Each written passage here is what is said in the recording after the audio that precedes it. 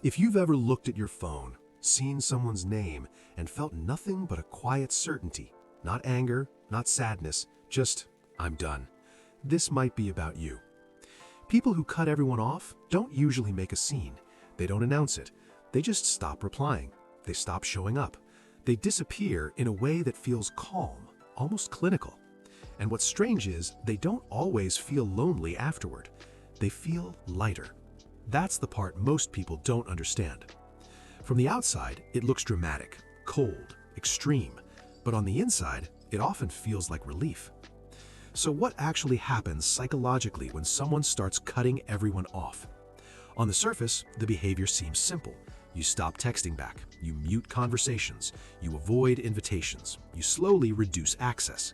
But behavior is rarely random. When someone consistently cuts people off, it usually follows a long period of doing the opposite. Before the distance, there was overextension. Before the silence, there was over-explaining. Before the withdrawal, there were years of staying too long. Many people who eventually cut everyone off were once the reliable ones, the emotionally available one, the one who listened for hours, the one who forgave quickly, the one who absorbed tension to keep the peace. They answered late-night calls. They replayed conversations in their head to make sure they hadn't upset anyone. They softened their opinions. They tolerated patterns they noticed early but didn't act on. And then, gradually, something shifted. Not all at once, not dramatically, just a quiet internal line that said, I don't want to do this anymore. And here's where it gets deeper. Cutting people off is often misunderstood as cruelty, but psychologically, it's usually about protection. When someone repeatedly feels drained, overlooked, dismissed, or emotionally unsafe, their nervous system starts keeping score, not consciously, but physically. You start noticing small things, the friend who only calls when they need something, the partner who apologizes but doesn't change, the family member who respects you in public but undermines you in private. At first, you give them the benefit of the doubt.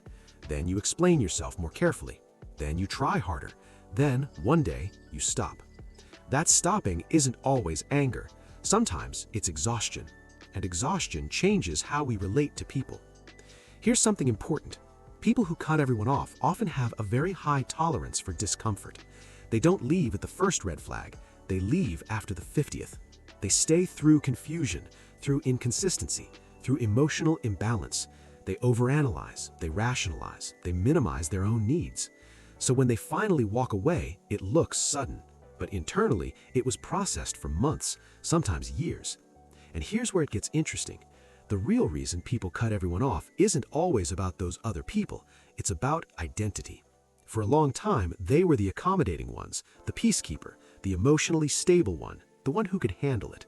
But being that person comes with a cost. When you're always the regulator in the room, managing tone, smoothing conflict, absorbing tension, you don't get to be messy.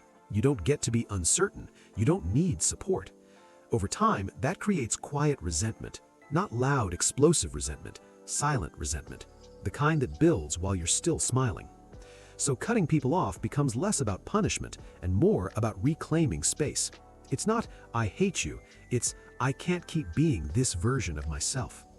There's also something else happening beneath the surface: control. When you've experienced unpredictable relationships, whether in childhood, friendships, or romance, you learn to anticipate instability. You scan for mood shifts. You prepare for disappointment. You brace for miscommunication.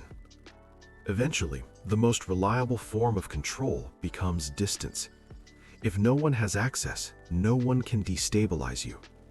That's not indifference, that's self-preservation. And here's the layer most people miss. For some, cutting everyone off feels safer than selective vulnerability. Letting one person in means risk. Risk of being misunderstood. Risk of being needed too much. Risk of repeating old patterns. So the nervous system makes a calculation. Total distance feels predictable, and predictability feels safe. This doesn't mean the person lacks depth. Often, it's the opposite. People who cut others off are usually highly perceptive. They notice inconsistencies quickly. They remember tone shifts. They track behavioral patterns. They don't ignore red flags because they didn't see them. They ignored them because they hoped they were wrong. When they finally stop hoping, they stop engaging. and that can look extreme. But here's another shift in perspective. There's a difference between building boundaries and building walls. Boundaries say, this is where I end and you begin. Walls say, no one comes in. When someone cuts everyone off, it's sometimes because they don't trust themselves to maintain boundaries. So they chose the simpler system, no access.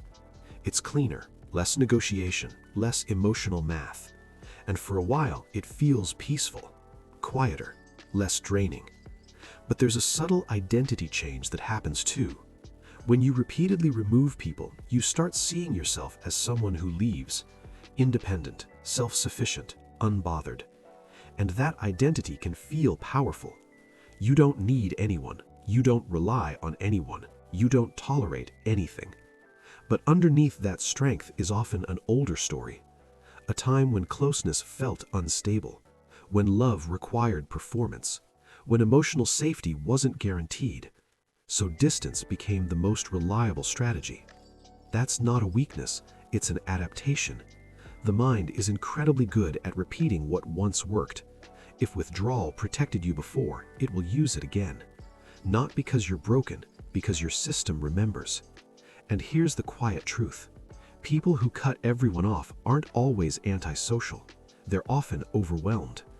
Overwhelmed by emotional labor, overwhelmed by imbalance, overwhelmed by being the one who cares more.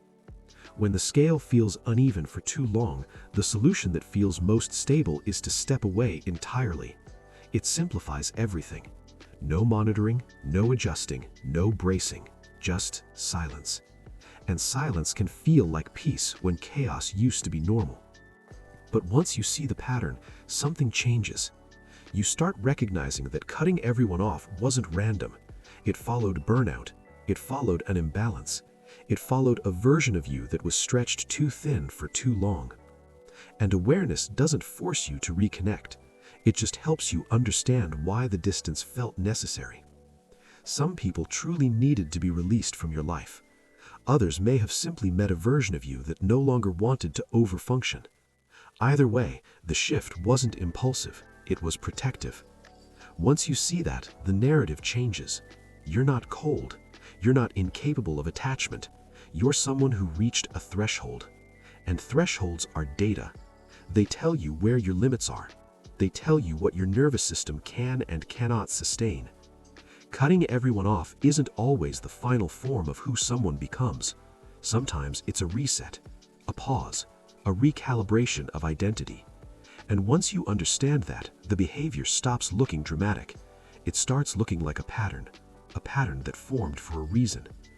Once you see it, you can't unsee it. And that awareness alone changes how you interpret your own distance. If this explains something you've done but never fully understood, there's always more beneath the surface. Understanding yourself isn't about judgment. Sometimes it's just about finally recognizing the strategy your mind chose to survive.